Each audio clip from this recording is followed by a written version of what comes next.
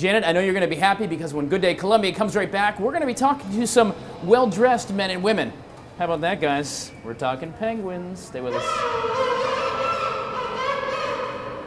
Welcome back to Good Day Columbia. It is a wild Wednesday. We're here at Penguin Cove on Riverbanks Zoo and Garden, and those are my pants. I'm not sure why you're eating those. Hanging out with some very well-dressed chaps, and of course, Miss Sarah, who's always impeccably dressed. And we're learning, Sarah, today about birds and migrating and why they do, and even penguins, although they can't fly, they migrate. Yeah, they sure do. Penguins actually migrate for a couple of reasons.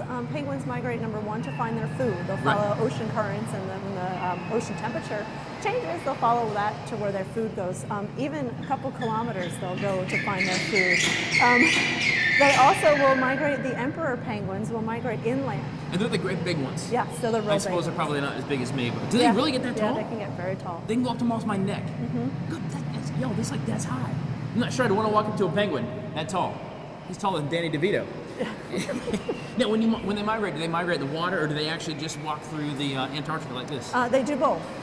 For their food, obviously they'll be migrating in the water, but when they lay their eggs and they raise their chicks, they're migrating inland. Right. So they'll come out of the water and walk 200 miles or so. They can walk to get to their chicks and to their eggs. Now, they're on land. They really don't have much of a defense. I mean, they've got a couple of feathers they can whap somebody with, but does that really open them up to predators? On land down in Antarctica, yes, it can.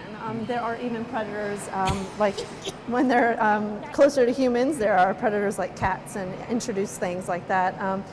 But their coloration actually helps them a lot in the water, the counter shading. So when they're at the bottom of the ocean, their backs will blend in with the bottom of the ocean. And when they're closer to the surface, their white tummies will blend in with the sunlight. So that's where their coloration really helps. It's kind of Mother Nature's camouflage that keeps them safe. Absolutely.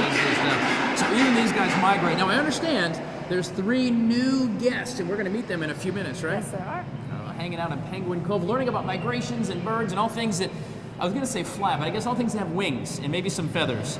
Waterproof, be that as it may, right, little guy? We'll stick around. Good Day Columbia is coming right back. How about you? Take me for a swim. I need that finger, and those pants, and that shoe.